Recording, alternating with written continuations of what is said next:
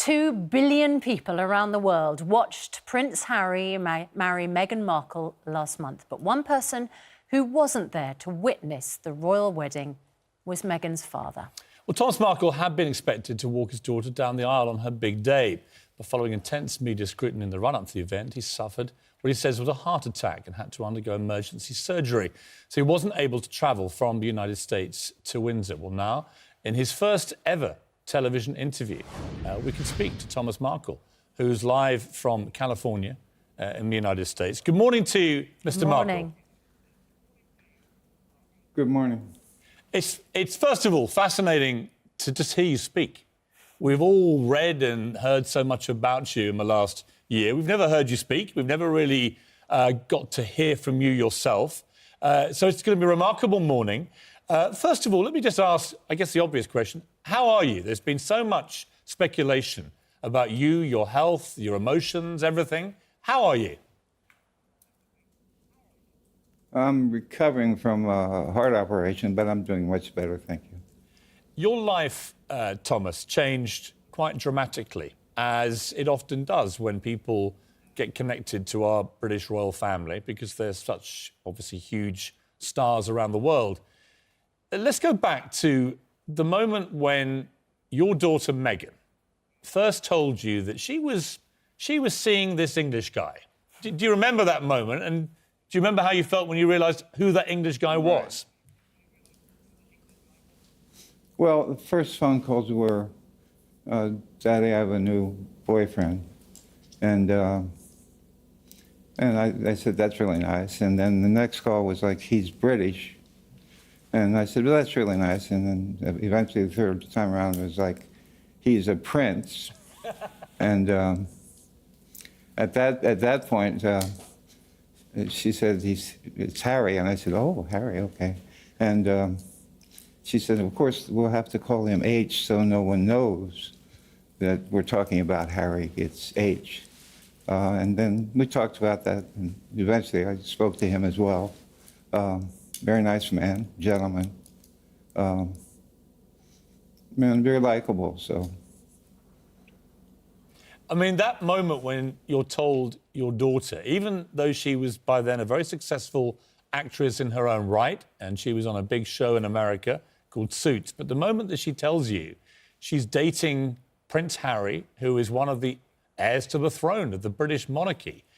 I mean, you're being very relaxed about this, Thomas, but most fathers would be like, wow, what? Well, of course it's wow. It comes out as a wow, but, you know, this is my daughter. My daughter's certainly a prize for him as well. So I don't have, yeah, he's great. He's an interesting guy. He's a prince, but my daughter's been a princess since the day she was born. I don't have a problem with that. So. Very often, of course, when there's someone special in your life and you want to introduce them to your father. But have you actually ever sat down with Prince Harry? Or has your contact with him only ever been over the phone? It's been over the phone, always over the phone.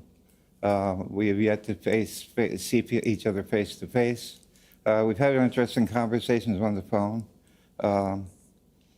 He's a smart guy. His politics are a little long. We talked a few times about Donald Trump and Brexit, things like that. And he's an interesting guy. See, what was the first thing he said to you? He said, hello, Thomas. And I said, hi, Harry. And it became a conversation back and forth mostly about politics. He was asking me how I was feeling that day. And I was telling him how unhappy I was with the president, so, or with the idea of Trump. And that's how it began. Then, you know, we talked a little bit about how they met and how happy they were with each other. And that was pretty much it for the first conversation. Do you remember when that first conversation was? I can't give you a date, no. It was certainly a few months or so before the announcement of an engagement. And did he sound nervous when he spoke to you? Or were you nervous when you spoke to him? No. No, actually, he's quite easy to talk to. He's a very comfortable person to talk to. I wasn't nervous. We're 5,000, 10,000 miles apart. It's hard to be nervous for somebody I'm talking to on the phone. So. As the relationship progressed, obviously Meghan's been married before, she's been divorced. As her father, you'd been through that first marriage. I would imagine you would have just been a little bit cautious for her that this time round, if it was going to head that way, that she made the right decision, I guess. When did you think that maybe, just maybe, she was going to get married again? That came a few months later, or even later than that. I'm not sure exactly when, but my daughter's very intelligent. She knows how to choose who she wants to be with. She's a smart girl. And she made a good pick, didn't she? So. Well, we like to think so, Mr. Markle. Yes, we like to think so. But I rather like your line that, she's always been your princess. I've had the good fortune of meeting Meghan, actually, and she's a very impressive woman in many ways. And she was before she met Harry. And they do seem perfectly well suited. When was the moment that you discovered that they were going to get married? Did Harry ring you and ask for permission? Actually, Meghan told me first, and at that time, then a few times after that, Harry got on the phone with Meghan. They called me together, and Harry asked for her hand over the phone, and I said, "You're a gentleman. Promise me you'll never raise your hand against my daughter, and of course I give you my permission."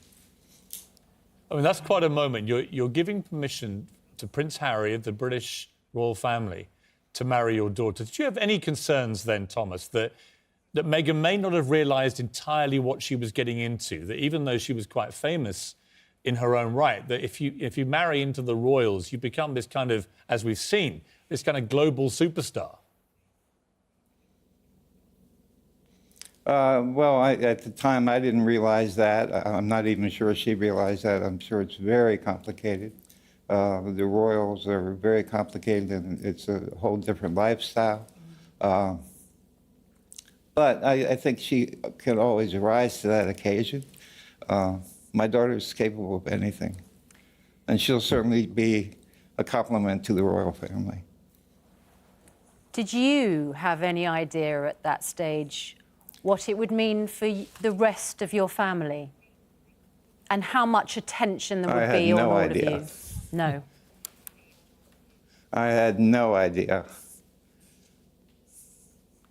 Has it been, Thomas, not just for you, but for everyone around Meghan in her very extended family, has it been a hell of a shock, really, to sort of have all your lives thrown up in the air by this? Yeah, pretty much. It's it's like you said, you announced that I was the greatest father in the world, or best known father in the world now, but having the press at my door and everywhere I go, yeah, that kind of becomes an invasion in a bit, but and although my other family members somewhat disturbed, but here again, it's a compliment, my daughter's now seen all over the world as a duchess, and I'm very proud of her, and I'll adjust to this. I'll get over this.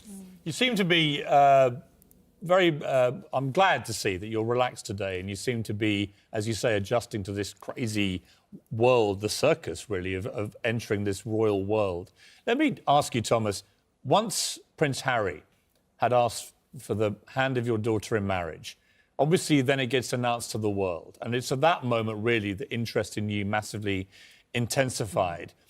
Did you always intend from that very moment? Did Meghan ask you did she say from the start, we want you to be at the wedding, I want you to walk me down the aisle? Absolutely. That was from the very start, yes.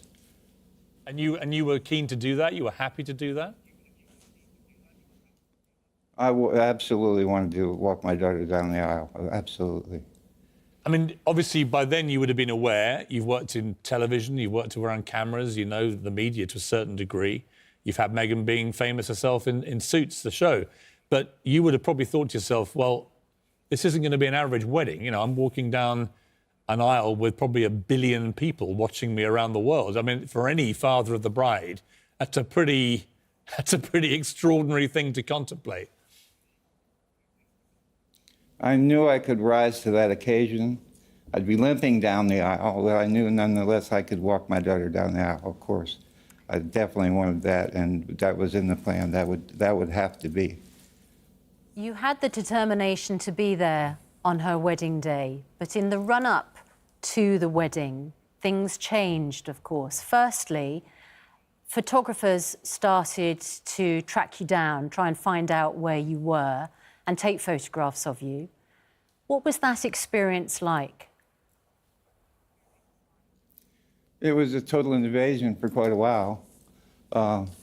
When they found me, when I was first discovered, I mean, everyone said I was hiding in Mexico. Well, that's not true. I lived in Mexico for 6 years. But eventually they found where I was at, coming out of 7-Eleven, and which is like a little store.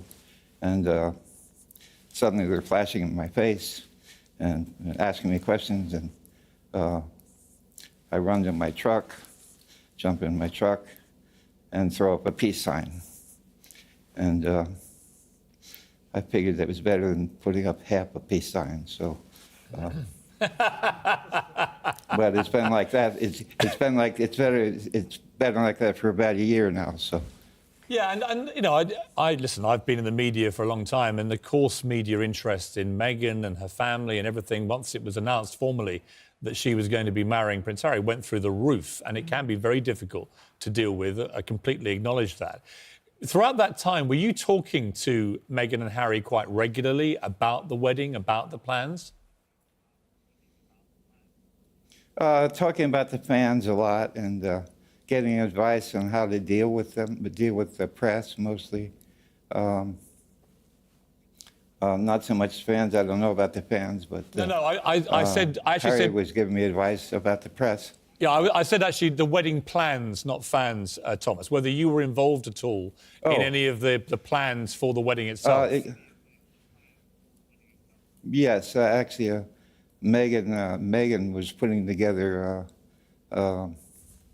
fittings for me and things to make suits for me and shoe sizes and actually it was all done sort of secret. They'd arrange for me to show up in Los Angeles or in Beverly Hills under a different name to get a fitting and things like that. But they were preparing for me. I heard that you had the royal cobblers to actually make your shoes.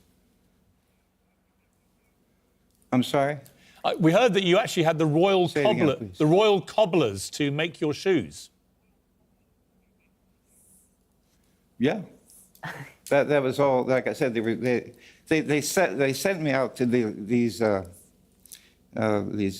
certain shops where I would be fitted and under a different name. One time I was there and I got interested. I bought a pair of pants and by mistake gave my credit card, so they got my real name. But nonetheless, nobody really knew what was going on.